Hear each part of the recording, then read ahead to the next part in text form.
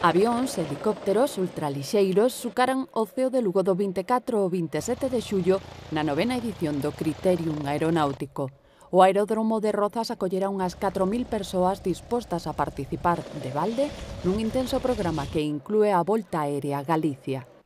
Hemos acortado un día lo que es la prueba aeronáutica. El criterio se mantiene los mismos días, pero lo que es salir a volar se vuela un día menos, porque queremos que la gente se quede en Lugo.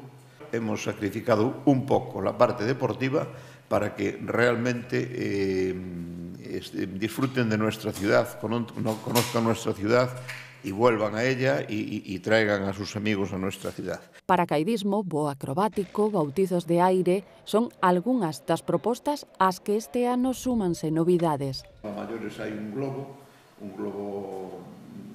que estará en estacionario, o sea, lógicamente los niños no saldrán a volar por el riesgo, ¿no? Pero por la mañana y por la noche habrá un globo en donde subirán y podrán estar, como le llaman los globeros, en situación de cautividad, pero bueno, a unos metros del suelo. A cita anual coa navegación aérea en Rozas, única no noroeste español, é un referente no noso país.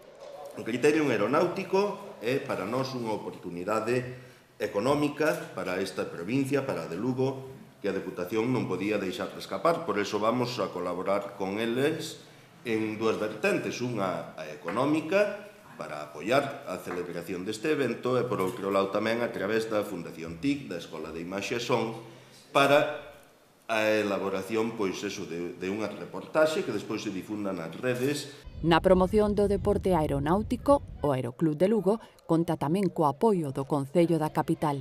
É un proxecto deportivo tamén para os xóvenes, para os mozos e mozas que podan optar a outro tipo de deporte e que o teñen pretiño daqui, aquí ao lado, en Rozas, e que poden disfrutar e coñecer outro tipo de actividades en donde, bueno, pues, seguramente van a ter outras experiencias. Durante os 4 días haberá, ademais, exhibicións de estática do Instituto Nacional de Técnica Aeroespacial, un helicóptero histórico e o da Garda Civil, e como complemento de lecer, un circuito de cars e hinchables para os máis pequenos.